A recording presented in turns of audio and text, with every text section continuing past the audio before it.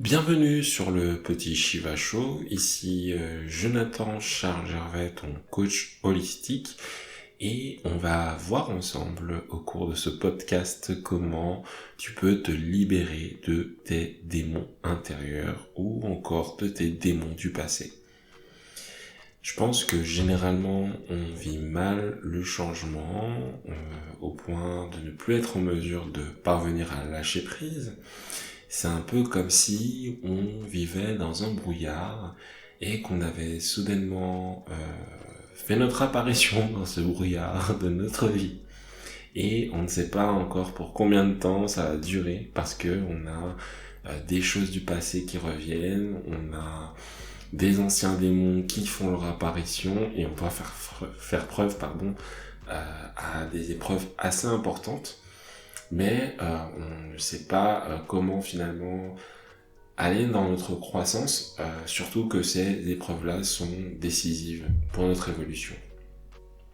Donc l'idée aujourd'hui dans ce podcast, c'est de voir ensemble comment on peut se libérer de ces démons-là, de ces mauvaises habitudes, ou encore d'anciens sentiments tels que le manque, la culpabilité, le doute, et comment on peut faire face également à nos grandes peurs quand elles sont au rendez-vous. Donc reste calme, je vais te donner quelques clés pour savoir comment tu peux affronter ces démons-là ou du moins les transcender. Je pense que déjà la première chose à comprendre, c'est comment parvenir à affronter la peur justement de se battre ou de faire face à ces démons intérieurs. La peur de se battre est justement ce qui, je pense, t'empêche de donner une bonne correction à tes démons intérieurs. Très franchement. Je pense que tu as peur de faire du mal ou de souffrir et tu as déjà tellement résisté au précédent coup que actuellement tu es épuisé à l'idée en fait de remonter sur le tatami pour la suite de l'épreuve de la vie. Mais ici, il s'agit de toi. Et ce toi que tu as déjà tant vu galérer et que pour toi il mérite justement de trouver ce qu'il recherche, c'est-à-dire le bonheur. Donc pour ce toi-là, se battre n'est pas une violence gratuite, c'est se battre finalement pour s'aimer et être en mesure de faire le job par amour pour soi ou pour les autres qui nous entourent. C'est finalement relever le défi de se donner intégralement à sa vie parce qu'on le mérite. Et donc à prendre les bonnes décisions, arrêter les habitudes néfastes qui te minent et te mettent dans une certaine difficulté. Se battre, c'est pas forcément non plus une action de lutte ou de défense vis-à-vis de tes habitudes du passé ou de tes démons. C'est plutôt accepter la vie telle qu'elle est et devenir ce que tu es destiné à être progressivement. Se battre dans la vie, c'est finalement réussir à lâcher prise sur l'issue et faire simplement ce qu'il faut. Tu sais pas trop comment te sortir de cette habitude, tu essayes et tu échoues chaque jour, c'est pas trop grave, lâche prise. L'idée c'est que tu continues chaque jour à réessayer et à faire en sorte, un peu chaque jour, de mieux comprendre qu'est-ce qui te pousse à cette habitude-là et de résoudre le sujet en fait. De comprendre comment elle se manifeste, comment elle arrive, pourquoi elle arrive, qu'est-ce qu'elle a à t'apprendre et trouver les solutions pour, on va dire, désactiver la chose qui te fait résister au changement, te fait résister au fait de vraiment en fait lâcher cette mauvaise habitude et démarrer une nouvelle. Donc, ce que je te propose de réaliser, c'est que finalement, le changement que tu dois entreprendre en toi peut t'aider à transformer en fait la situation pour laquelle tu résistes aujourd'hui. Et lâcher prise sur finalement le résultat. Simplement faire ce qu'il faut pour toi, faire simplement le job. Si par exemple, tu as une mauvaise habitude liée aux addictions, ou tu as une mauvaise habitude liée à l'organisation, à la procrastination, essaye chaque jour de te placer une certaine discipline et de faire preuve de plus de patience si c'est par rapport à l'addiction, c'est-à-dire essayer de prendre plus de distance, ou peut-être si c'est pour arrêter de fumer ou de boire, essayer de boire moins un peu chaque jour, ou tout simplement d'essayer de fumer un peu moins chaque jour. et de prendre cet engagement avec toi, de progressivement, même si tu pèches quelque part contre toi, de comprendre qu'est-ce qui t'a mis dans cet état-là, qu'est-ce qui s'est manifesté, et rester centré en fait sur ta décision sans te juger en fait, sans te culpabiliser, mais essayer de comprendre finalement en quoi cette habitude-là te dessert aujourd'hui et en quoi justement entreprendre une nouvelle habitude peut être utile dans ta croissance. Le deuxième point finalement, c'est comment parvenir vraiment à lâcher prise et se détendre justement dans un processus de lutte ou même de fight contre ces anciens démons intérieurs. Je pense que pour lâcher prise, c'est plus simple que simple. Et c'est pour ça que cela nous paraît énormément compliqué, puisque lâcher prise finalement, c'est une non-action. C'est ne pas faire quelque chose, c'est ne pas faire quelque chose. Je sais pas si c'est clair, mais c'est vraiment entre ne pas faire quelque chose et faire quelque chose. C'est un peu l'espace de vide. C'est-à-dire que c'est comme quelqu'un te dit détends-toi. Tu peux pas essayer de te détendre. Tu peux pas essayer de ne pas faire quelque chose. Tu peux que accepter en fait. Lâcher prise finalement, c'est faire preuve d'acceptation en fait. Tu peux pas lâcher prise si tu es pas en mesure de te désintéresser complètement du sujet qui t'obsède. Si on prend par exemple la cigarette, tu vas avoir peut-être une envie de fumer.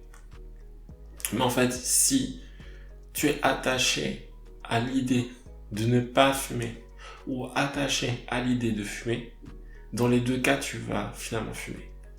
Ce qui compte, c'est principalement de lâcher prise sur l'idée. Elle arrive, tu la vois et tu la laisses passer. Tu lui permets d'être en fait, sans être en résistance avec ou sans être en culpabilité avec le fait d'avoir cette idée. En vérité, si tu as vécu une expérience, celle-ci, elle est souvent liée au passé. Et c'est cette expérience-là, ce souvenir qui revient. Donc tu souffres pas vraiment par exemple, si on prend le cas d'une émotion du passé, de la culpabilité, de la peur, de la manque de confiance par rapport à des événements que tu as vécu dans l'enfance ou dans le passé. En fait, tu souffres pas du passé.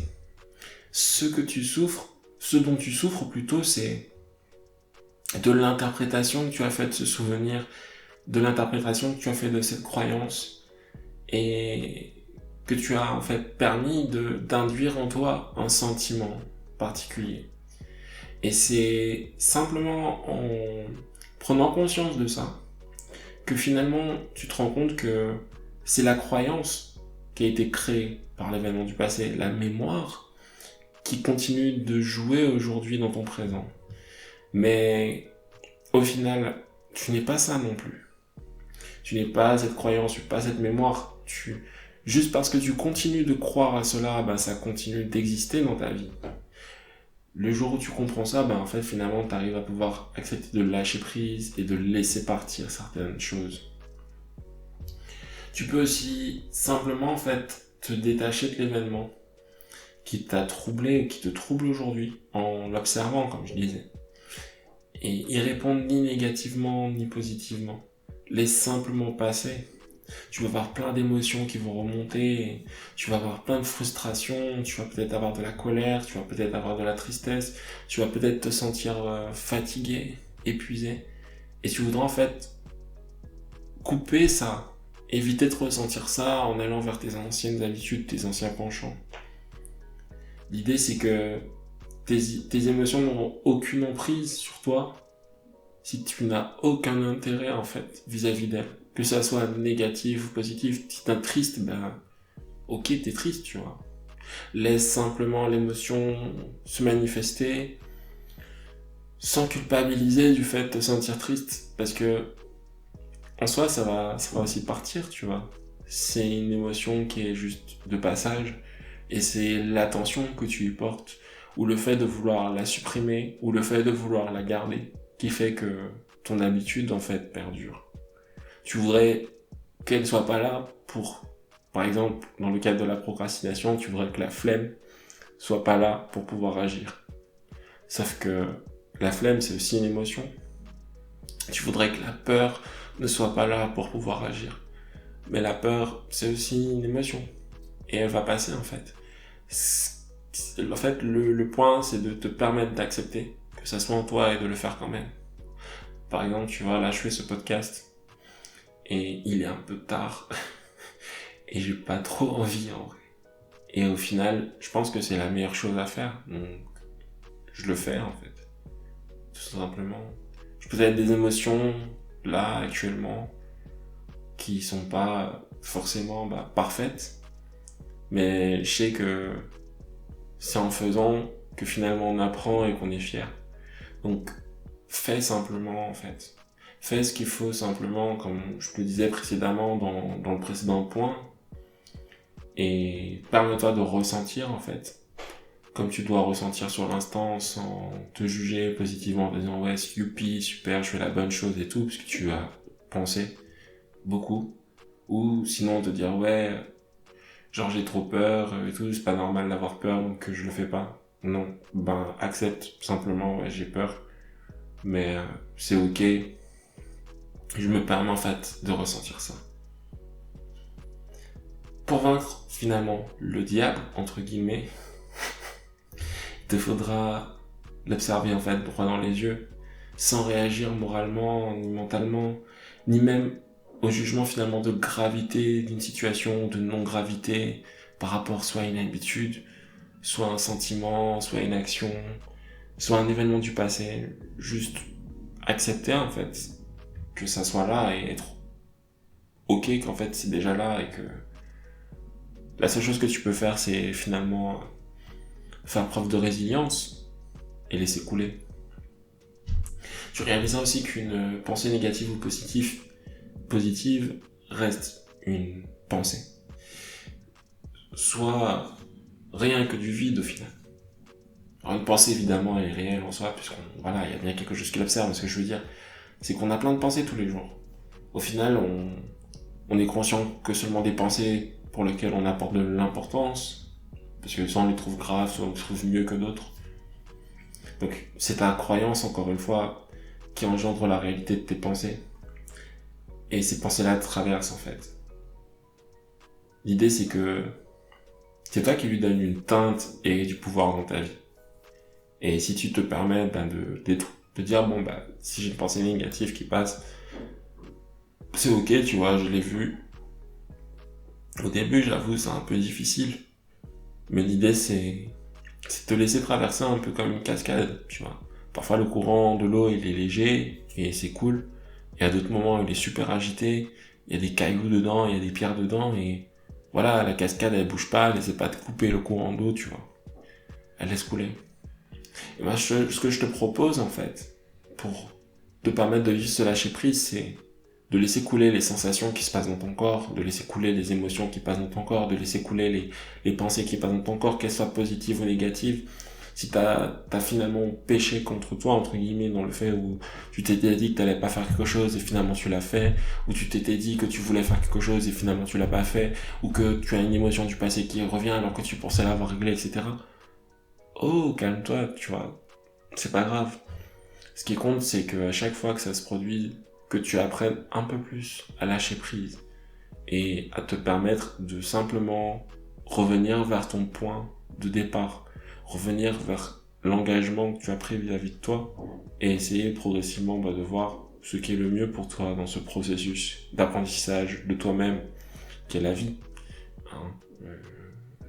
Culpabiliser ou te flageller parce que tu n'as pas fait quelque chose, que tu devais faire quelque chose, tu devrais pas ressentir quelque chose, ça va pas améliorer les choses. Si t'as un gamin qui pleure ou qui a fait une bêtise, c'est pas le fait de le tabasser, c'est pas le fait de crier sur lui, c'est pas le fait de le culpabiliser qui va faire qu'il va mieux comprendre. Pas du tout. L'idée, ça serait plus d'être dans l'accueil. Ok, ça s'est produit.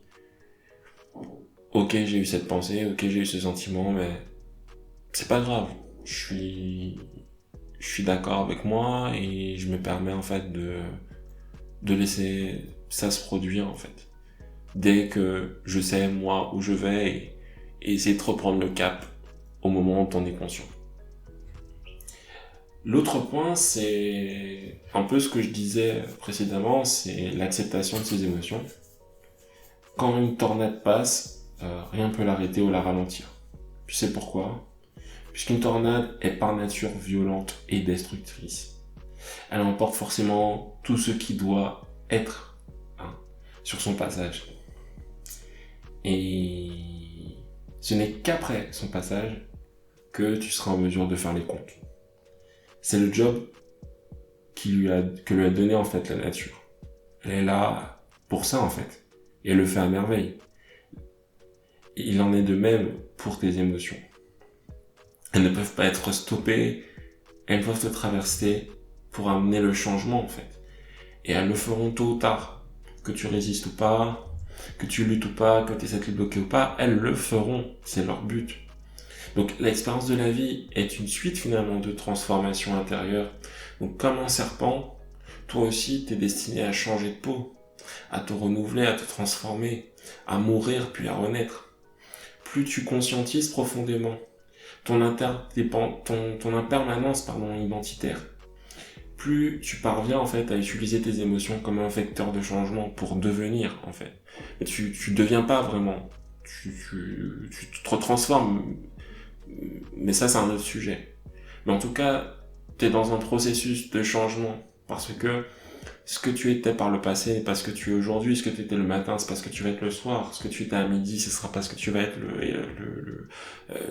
2 minutes plus tard, tu vois.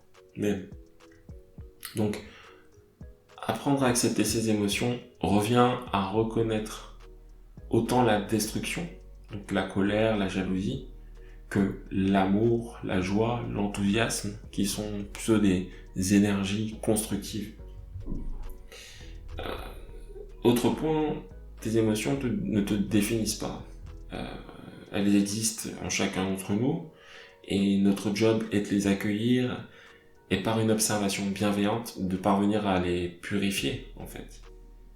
Par exemple, les refouler revient finalement à les permettre de nous dominer.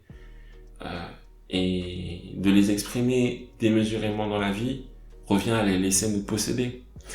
Donc, comme disait le Bouddha, la clé de la maîtrise revient à n'avoir ni d'attachement, ni d'aversion pour ce qui traverse notre conscience. C'est loin d'être facile, ce sera finalement un apprentissage de toute une vie, donc il faut être compatissant avec soi et patient. Mais finalement, toutes tes émotions te sont utiles si tu sais les utiliser. La colère peut t'aider à être une énergie qui te permet de faire des bonnes choses. Je sais pas, si tu vois que t'as un groupe d'SDF et que chaque fois que tu prends le métro, tu les vois et que c'est une cause qui te touche et te met profondément en colère, bah peut-être que cette colère-là, tu peux l'utiliser pour te dire ouais, faut vraiment que dans ma vie, je crée une association et je le fais parce que c'est insupportable pour moi. Le fait peut-être d'être dans une situation financière hyper compliquée et précaire peut justement te mettre aussi dans une certaine frustration qui va te pousser à chercher un travail mieux payé ou à peut-être quitter même le système financier parce que tu estimes que pour toi c'est la solution, mais c'est pas un choix moral, c'est juste estimer pour toi c'est la solution. Ou encore de te dire moi j'ai envie de monter ma propre entreprise et connaître mon indépendance financière, donc je vais me former sur comment je peux faire de l'argent, comment je peux vendre des produits, etc. pour pouvoir vivre dans une certaine prospérité. Donc la tristesse peut t'aider à faire preuve de plus d'empathie, te rendre compte que des gens vivent des situations difficiles et que tu te rends compte que toi aussi tu as envie peut-être d'apporter ta pierre à l'édifice et aider les gens à se sentir mieux. Donc en soi, tu vois, même les émotions dites entre guillemets destructrices viennent t'aider à mieux te connaître en fait, à savoir qu'est-ce qui t'anime, qu'est-ce qui te plaît en fait dans la vie aussi et qu'est-ce que tu peux faire en fait par rapport à ça. Donc pour conclure ce podcast, cher entre guillemets petit Shiva, petit enquêteur de la réalité et découverte de l'univers, en tout cas chercheur de vérité, j'espère que tu as cet état d'esprit. J'espère que les conseils que je peux te donner dans ce podcast vont t'être utiles, que tu as pu trouver quelques clés pour te libérer.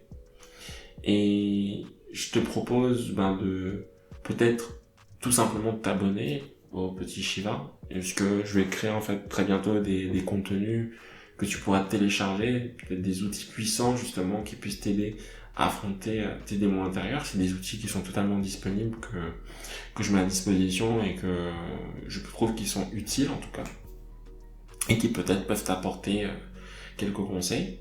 Mais en fait, pour résumer les points, ce qu'il faut retenir, c'est que accepte de te battre en fait, accepte de faire ce qu'il faut pour toi, de te placer une certaine discipline, un certain engagement. Deuxième point, apprends à lâcher prise, même si tu t'es fixé un engagement, voilà, t'as peut-être pas tenu le truc à 100%, mais vois qu'à chaque fois t'as avancé au moins de 10% par rapport à ce que tu t'étais dit, et que tu arrives à te corriger. Et accepte en fait de te transmuter, accepte de laisser mourir ton ancienne version pour la nouvelle. Et le dernier point, accepte toutes les émotions sans les juger. Permets-toi de ressentir en fait ce qui se passe en toi sans te limiter. C'était Jonathan Charles Gervais, coach holistique du Petit Shiva Show.